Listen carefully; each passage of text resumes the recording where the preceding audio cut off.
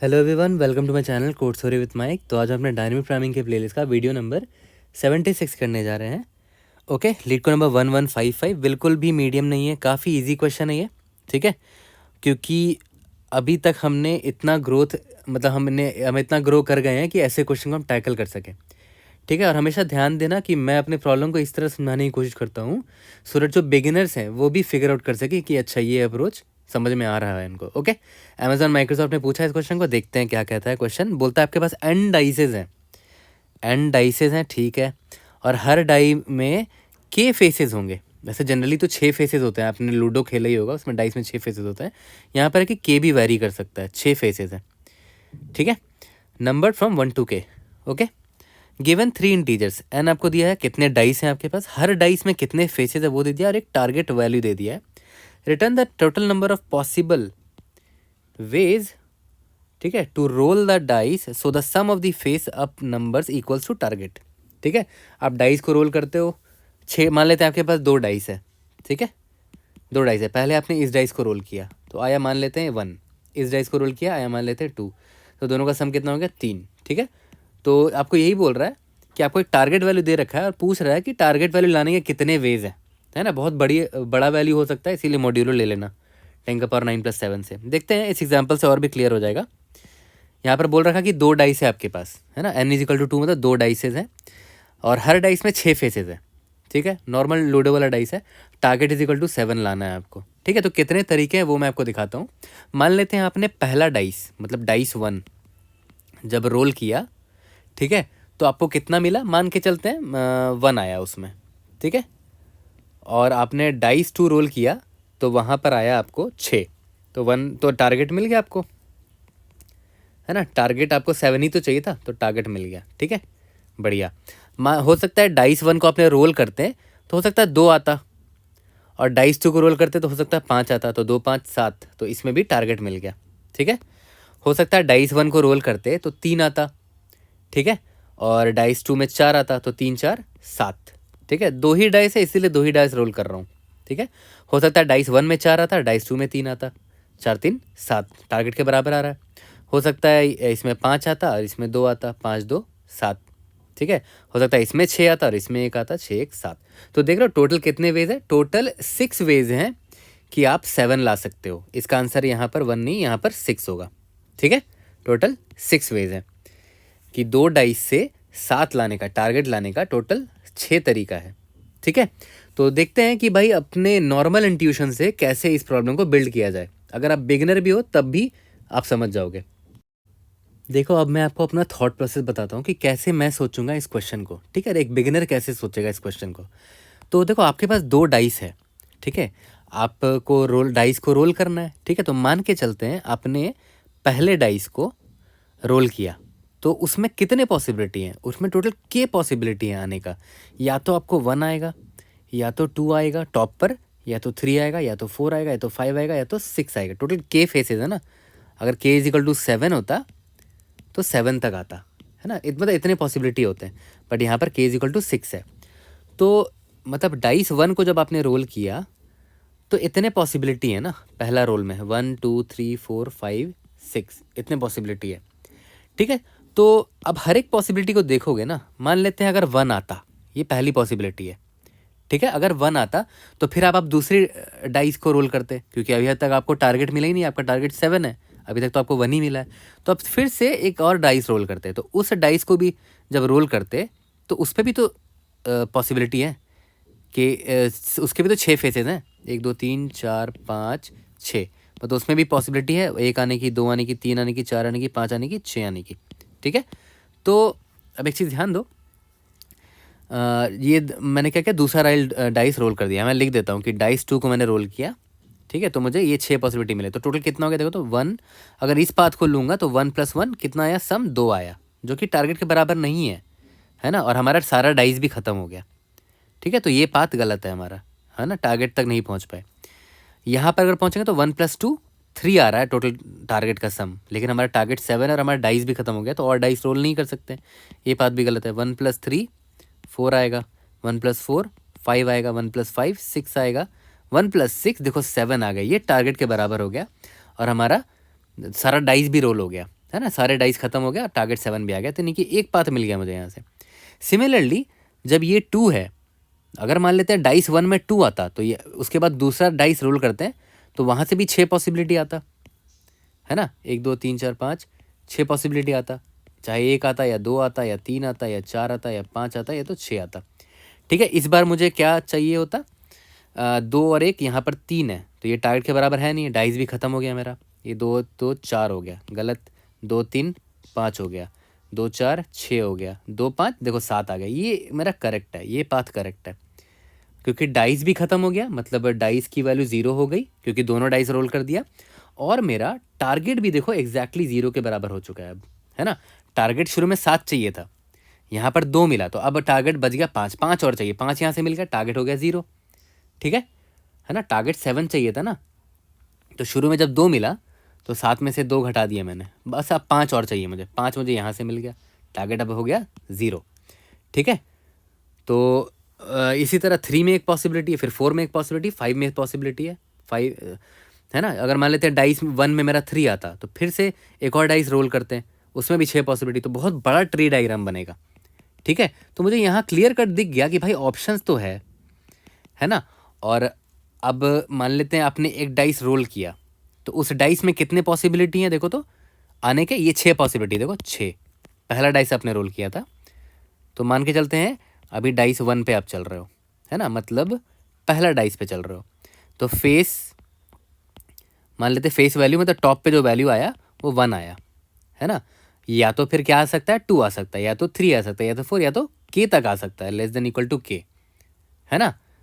Face plus plus plus, इससे पता है, देखो ये ध्यान दो, ये फॉर लूप मैंने क्यों लिखा है, जब डाइस को रोल करोगे तो या फेस की वैल्यू 1 आ सकती है, या तो 2, या तो 3, या 4, या तो k तक की वैल्यू आ सकती है, k पॉसिबिलिटीज़ है, वही तो मैं यहाँ दिखा रहा था, ये ब्रांचेज है, तो ब्रांचेज को दिखाने के लिए याद करो, रिकर्शन ट्री में जो ब्रांचेज होते हैं उनको शो करने के लिए क्या होता है, सारे पॉसिबिलिटी हमको दिखाना है, तो 6 फॉर लूप लिख दिया, मतलब k फॉर लूप लिख दिया, k टाइम्स ये फॉर लूप चलेगा।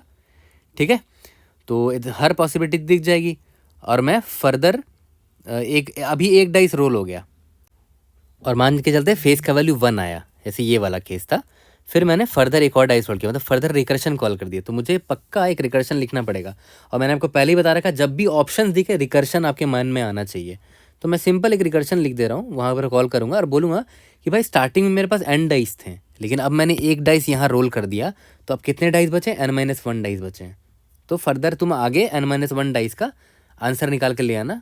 ठीक है, कि तुम टारगेट तक पहुँच पा रहे हो कि नहीं।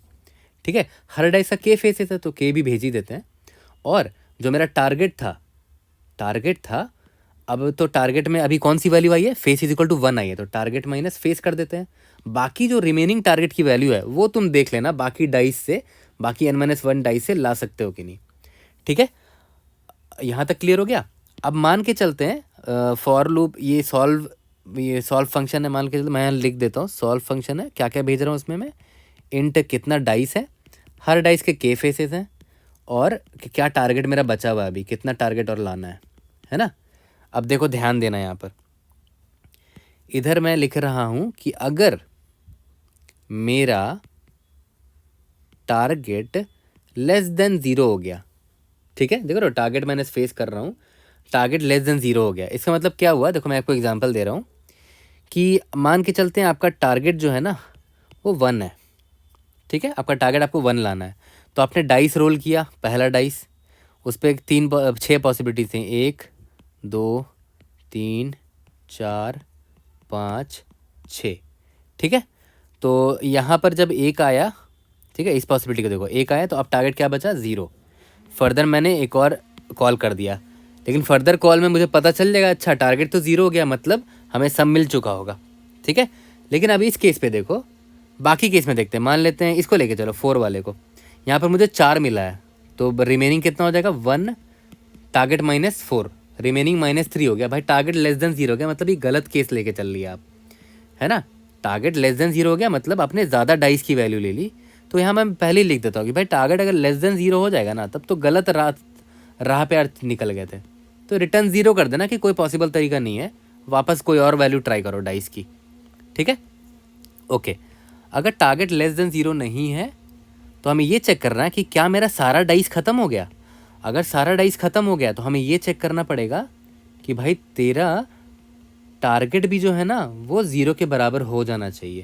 जैसे यहाँ पर मैंने बोला था ना, देखो यहाँ पर देख रहे हो, जब मैंने दूसरा डाइस भी रोल कर दिया था तो मेरे सारे डाइसेस ख़त्म हो गए थे, लेकिन मेरा टारगेट भी 0 हो गया था, है ना। यहाँ पर देखो, शुरू में मुझे 1 मिल गया था एक डाइस से, दूसरे डाइस से मुझे यहाँ 6 मिल गया था, तो 1 + 6 7 आ गया। रिमेनिंग टारगेट 0, डाइस मेरा 0।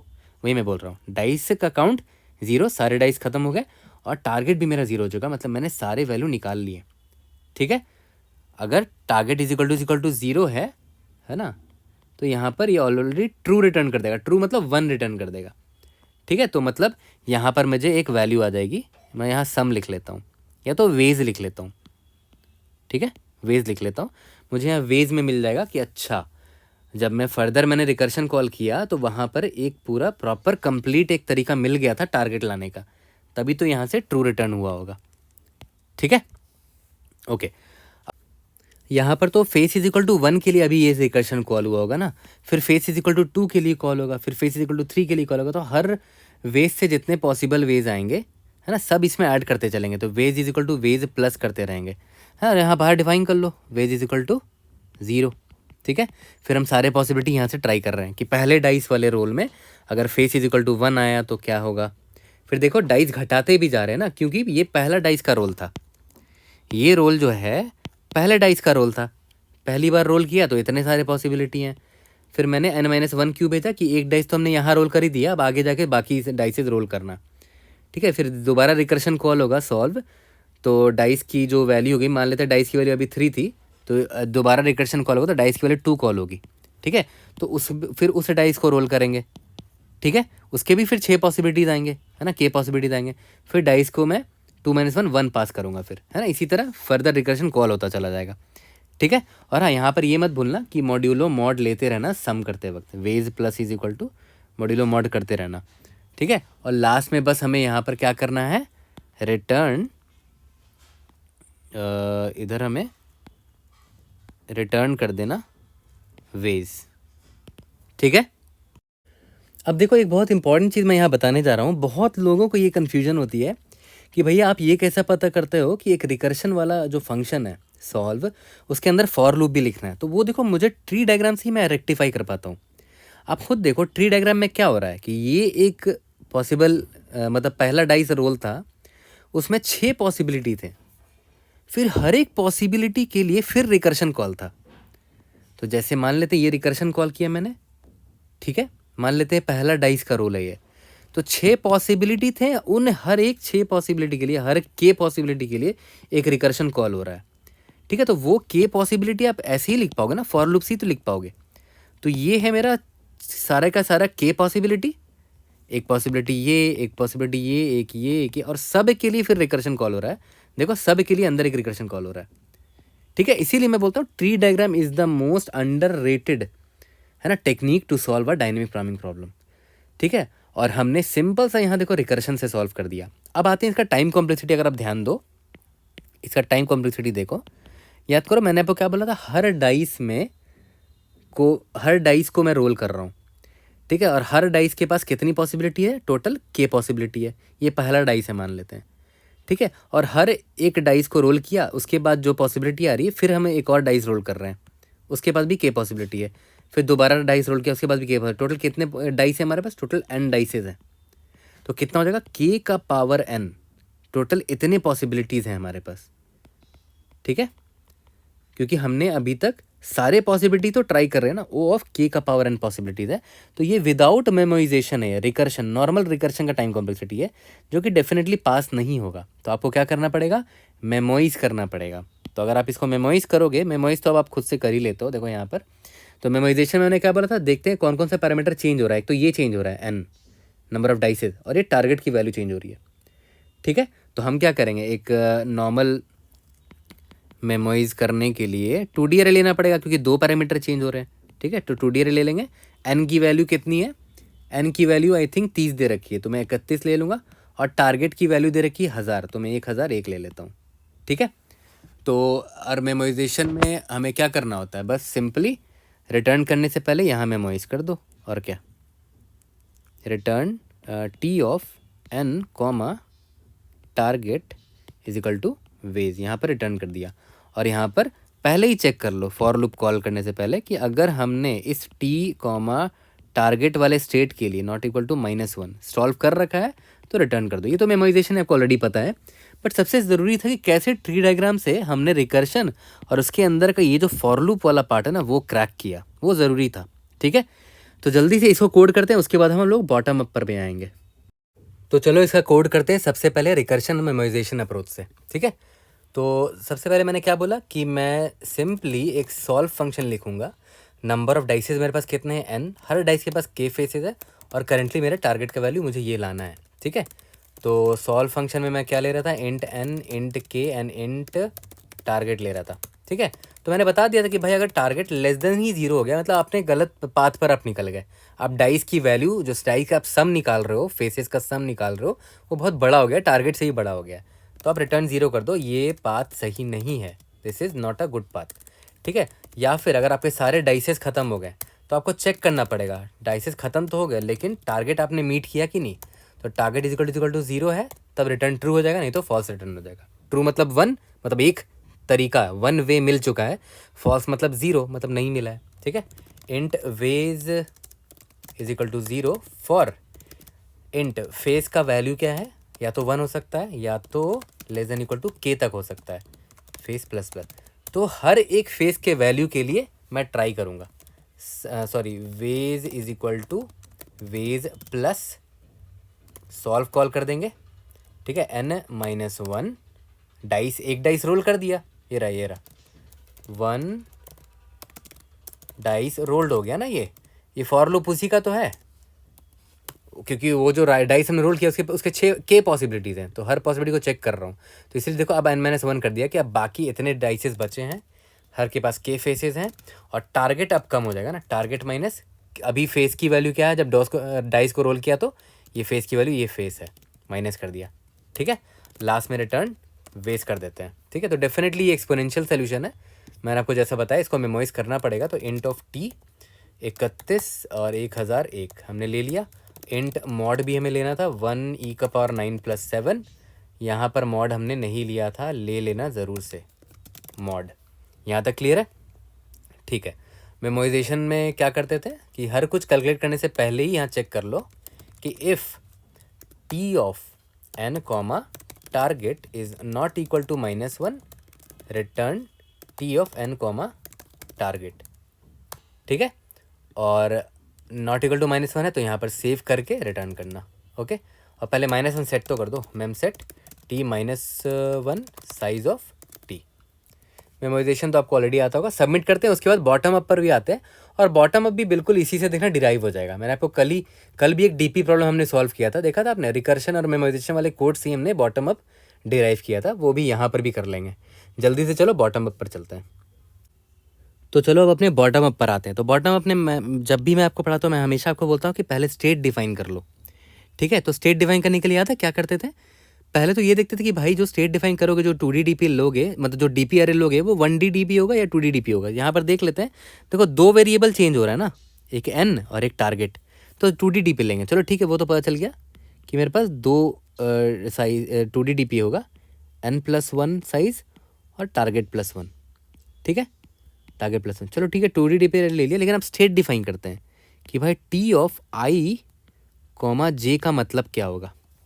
देखो ध्यान देना, इसका मतलब क्या हुआ, पहले देखो टारगेट क्या था कि for a given n and for a given target कितने वेज हैं वो ये रिटर्न कर रहा है ना। तो मतलब इसका मतलब यही हुआ, for a given i and for a given j कितने वेज हैं, मतलब number of ways to obtain sum is equal to कितना है भाई, j है, if we have i dices. ठीक है, यहाँ तक क्लियर है, वही लिखा है मैंने, number of ways to obtain sum is equal to j, ये सम है मेरा, और अगर हमारे पास i डाइसेस हैं। ठीक है, तो आपको याद होगा अच्छे से कि अगर हमारे पास डाइसेस की वैल्यू 0 हो चुकी थी और हमारा टारगेट भी 0 हो गया था, मतलब एक तरीका हमें मिल गया था, है ना, करेक्ट तरीका। याद करो रिकर्शन में यही तो लिखा, ये रहा देखो, अगर n इज इक्वल टू 0 है and target is equal to 0 है तो मतलब एक करेक्ट तरीका मिल गया हमें, है ना, टारगेट लाने का यूजिंग जो भी डाइसेस है। ठीक है, तो देखो हमने ये लाइन भी इधर से डिराइव किया, ये वाला जो लाइन है ये भी तो इधर से ही डिराइव किया ना, कुछ नया नहीं लिख रहे हैं, रिकर्शन से ही इसको डिराइव कर रहे हैं। ठीक है, यहाँ तक क्लियर है? ओके, अब आगे बढ़ते हैं। तो देखा जाए तो अल्टीमेटली आपको इस 2D अरे को ही भरना है ना। ठीक है, तो 2D अरे मैंने यहाँ आपको बना के दिखा दिया है। याद करो, जो रोज होते हैं, ये आई जो है, आई इंडेक्स होता है वो नंबर ऑफ डाइसेस बताता है, और ये जे इंडेक्स होता है वो नंबर ऑफ, सॉरी, जो टारगेट है वो बताता है। तो हमारा साइज़ क्या है, n+1 और टारगेट +1। तो यहाँ पे मैंने देखो नंबर ऑफ रोज कितने होंगे, n होंगे, नंबर ऑफ टारगेट्स देखो, number of rose n+1, number of target, sorry number of columns target +1। तो 0 से लेकर देखो n तक है ये रोज, और ये कॉलम्स है 0 से लेकर टारगेट तक। ठीक है, तो आपको मैंने बताया था ना कि 0,01 होगा। क्यों? क्योंकि 0 मतलब क्या हुआ कि 0 डाइसेज है मेरे पास, और यहाँ पर 0 टारगेट भी 0 है मेरा, मतलब हमने ऑलरेडी रीच कर लिया है। ठीक है, डाइस भी हमारे पास ख़त्म हो गया, तो आंसर 1 होगा। ये हमने यहाँ फिल किया था, ये रहा। ठीक है, इसको हमने यहाँ पर फिल कर लिया। अब एक चीज़, बहुत लॉजिकल सा चीज़ आप खुद बता सकते हो यहाँ पर, देखना यहाँ पर कि भाई 0 डाइसेज हैं, टारगेट लाना है 1, 0 डाइसेज हैं, टारगेट लाना है 2, 0 डाइसेज हैं एंड टारगेट लाना है, एंड सो ऑन। तो अगर डाइस ही 0 है तो ना आप 1 ला सकते हो, ना 2, एंड सो ऑन, कुछ नहीं ला सकते। टारगेट डाइस ही 0 है तो आप 0 ही ला सकते हो सम, बाकी और कुछ नहीं ला सकते। तो बाकी का नंबर ऑफ वेज कितना होगा, 0 होगा, 0 0 0 एंड सो ऑन। ठीक है, सिमिलरली यहाँ इस कॉलम को देखो, एक डाइस है, ठीक है, लाना है 0, पॉसिबल है? एक डाइस को रोल करोगे तो उसमें वैल्यू क्या होती है, 1 से लेकर k तक की वैल्यू होती है, 0 तो होता ही नहीं, तो 0 सम आप ला ही नहीं पाओगे ज़िंदगी में, तो 0 वेज होंगे। यहाँ पर आते हैं, 2 डाइस है, 2 डाइस को कैसे रोल करोगे भाई कि 0 आपका 0 टारगेट सम आ जाए, पॉसिबल ही नहीं है। तो ये पूरा कॉलम 0 होगा। बस ये क्यों 1 हुआ, क्योंकि 0 डाइस है और आपको 0 लाना भी था, तो एक पॉसिबल वे तो दिख गया ना आपको। ठीक है, वो तो यहाँ से हमने डिराइव किया ही। ठीक है, और वो कहाँ से लाया था, रिकर्शन से लेकर आ गए सिंपली। ठीक है, अब भरते हैं बाकी सारे जो स्पेसेस है उसको भरते हैं। तो ऑब्वियस बात है 2D DP अरे को भरने के लिए आपको डबल फॉर लूप लिखना पड़ेगा। ठीक है, तो आई इज इक्वल टू, पहला रो और पहला कॉलम तो भरा हुआ है, तो रो इज इक्वल टू 1 और कॉलम इज इक्वल टू 1 से स्टार्ट करेंगे, मतलब यहाँ से स्टार्ट करेंगे, है ना, इन सबको भरना है। सॉरी, यहाँ पर किन को भरना है, जो बाकी है रो 1 कॉलम 1 के बाद इन सबको भरना है। अच्छा एक बात बताओ, रिटर्न क्या करना होगा, ये सोचा आपने? क्वेश्चन में पूछा क्या गया है, n डाइसेस है और टारगेट लाना है आपको, मतलब टी ऑफ n डाइसेस है और आपको टारगेट लाना है, तो आपको रिटर्न यही करना होगा, और ये वैल्यू आपको यहाँ से मिलेगी n कॉमा टारगेट में, है ना। आपको रिटर्न एट देन यही करना, बट उससे पहले आपको ये सबको फिल भी तो करना है ना, ये सबको फिल भी तो करना है। ठीक है, तो फिल करते हैं। तो अब फिर से बात है, एक 2D DP अरे को फिल करने के लिए क्या लिखना पड़ेगा, डबल फॉर लूप लिखना पड़ेगा। तो for i is equal to 1 से स्टार्ट क्यों कर रहे हैं, क्योंकि रो 1 ही भरना है, रो कॉलम 1 रो 0 तो भरा हुआ है। ठीक है, i is less than n+1 i plus plus. ठीक है, सिमिलरली कॉलम भी यूज़ करना है, j is equal to 1, j is less than target +1 j plus plus. Column भी देखो 1 से ही स्टार्ट किया हमने, क्योंकि 0th कॉलम तो फिल्ड है ना ऑलरेडी। ठीक है, अब देखो ध्यान दो, है ना, यहाँ पर एक बड़ा इंपॉर्टेंट लाइन में लिखने जा रहा हूँ। यहाँ पर i कॉमा जे है ना, इसका मतलब पता है क्या हुआ, कि मेरे पास डाइस i है और मुझे टारगेट कितना लाना है, टारगेट मुझे j लाना है। ठीक है, तो जो i इतने डाइसेज है मेरे पास, है ना, तो हर डाइस के पास कितने फेसेस हैं भाई, 6 फेसेस हैं, मतलब k फेसेस हैं, तो उसको वो भी पॉसिबिलिटी लिखनी पड़ेगी। For face is equal to 1, face is less than equal to k face plus plus. यहाँ तक क्लियर है? ऐसे ही तो कर रहे थे, ये फेस वाला पॉसिबिलिटी तो आपको लिखना ही पड़ेगा, जैसा हमने रिकर्शन में लिखा था। सेम कोड यहाँ से चिपका रहे हैं, ये देखो, ये वाला जो कोड है यही तो मैं चिपका रहा हूँ, बस फॉर लूप तो लिख रहा हूँ। ठीक है, अब आगे देखते हैं। रिकर्शन वाले कोड को दोबारा देखो, यहाँ पर क्या था, फॉर लूप के बाहर int ways is equal to 0 था, सेम कॉपी पेस्ट मार रहा हूँ भाई, कुछ नया नहीं करूँगा, रिकर्शन से ही उठा के ले आऊँगा पूरा code. Int ways is equal to 0 लिख दिया, यहाँ तक क्लियर है। अब देखो ये वाला भी बिल्कुल वैसे ही करूँगा, ways is equal to ways plus, ये भी वही से कॉपी मार रहा हूँ, देखो क्या है, देखो रिकर्शन कॉल किया ना, उसके बाद हमने यहाँ पर देखो रिकर्शन कॉल किया है, सॉल्व n-1 के टारगेट माइनस फेस। ठीक है, देखो यहाँ पर क्या करूँगा, याद करो रिकर्शन कॉल करने के बजाय हम DP-array को ही यूज़ करते हैं बॉटम अप में। ठीक है, तो क्या बोल रहा है, n-1 मतलब जितने नंबर ऑफ डाइसेस है उसमें -1 कर दो। यहाँ पर नंबर ऑफ डाइसेस कितने हैं, 1 है, तो i-1 कर दो। उसके बाद क्या था, क्या और पास कर रहे थे, टारगेट माइनस फेस था ना, तो यहाँ पर टारगेट हमारा क्या है, j है, j ये टारगेट है, माइनस फेस की वैल्यू फॉर लूप से मिल रही है मुझे, फेस। ठीक है, और मॉड्यूलो तो ले ही रहे थे। अब बताओ क्या नया किया, कुछ नया नहीं किया, एग्जैक्ट कॉपी पेस्ट किया है इस कोड को हमने, है ना, रिकर्शन वाले कोड को। लास्ट में क्या करना है, जो भी वेज की वैल्यू आएगी t(i,j) में, उस वेज को मैं स्टोर कर दूंगा, दैट्स इट, हमारा इधर ही कहानी खत्म हो गया। और लास्ट में हमें क्या करना है, रिटर्न t(n) डाइसेस हैं और टारगेट ये है, बस खत्म कहानी। कितना सिंपल था, इसीलिए मैं बोलता हूँ बॉटम अप से डरो नहीं। अगर आप बॉटम अप का बेसिक समझ जाओगे ना, तो आप रिकर्शन से ही बॉटम अप डिराइव कर लोगे 90% क्वेश्चंस में। चलो सेम कोड को उतारते हैं और इस क्वेश्चन को फिनिश करते हैं। तो चलो बॉटम अप से करते हैं। सबसे पहले एक 2D DP-array लेना पड़ेगा, क्योंकि रिकर्शन में 2 वेरिएबल्स चेंज हो रहे थे रिकर्शन जब कॉल कर रहे थे, तो 2 DP-array ले लिया, Tn+1 और T_target+1। और आपको पता होगा कि T00 का वैल्यू 1 था, है ना, इसका मतलब याद है क्या था, इसका मतलब था n=0 एंड टारगेट भी 0 हो गया मेरा, है ना, सारे डाइसेस खत्म हो गए और टारगेट भी मेरा अचीव हो गया, टारगेट 0 कर दिया हमने। ठीक है, अब बाकी भरते हैं, int i=1, i is less than n+1, i++ for int j is equal to 1, j is less than target+1, j++। ठीक है, अब ध्यान देना यहाँ पर i का मतलब क्या हुआ, नंबर ऑफ डाइस है ये, और j क्या है, टारगेट वैल्यू है अभी के लिए, है ना, छोटे सब प्रॉब्लम है ये, टारगेट वैल्यू है। इंट, अब बस सेम कॉपी पेस्ट करना है कोड को, int ways is equal to 0 for int face is equal to 1, face is less than equal to k,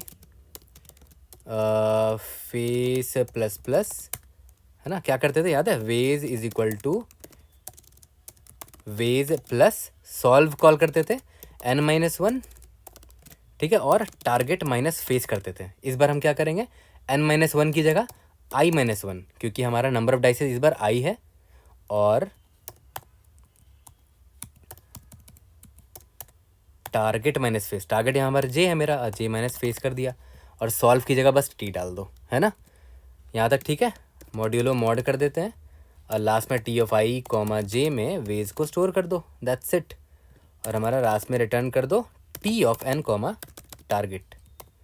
submit करके देखते हैं, we should be able to pass all the test cases. तो देखो हमने यहाँ पर एक गड़बड़ कर ही दिया, हमने एक चीज़ चेक ही नहीं किया है, j माइनस फेस कर रहे हो भाई, आउट ऑफ बाउंड नहीं हो सकता है क्या, वो भी चेक कर लो कि भाई j जो है वो greater than equal to face होना चाहिए, है ना, वरना अगर नेगेटिव हो गया तब तो ये आउट ऑफ बाउंड हो जाएगा ना, ये चेक आपको डालना चाहिए था। ठीक है, ये अपन मिस कर गए, कोई बात नहीं। अब सबमिट करके देखते हैं, we should be able to pass all the test cases. Indeed, yes, we have solved this question. कोई भी डाउट होगा, read in the comment section. I'll try to help you out. See you guys in the next video. Thank you.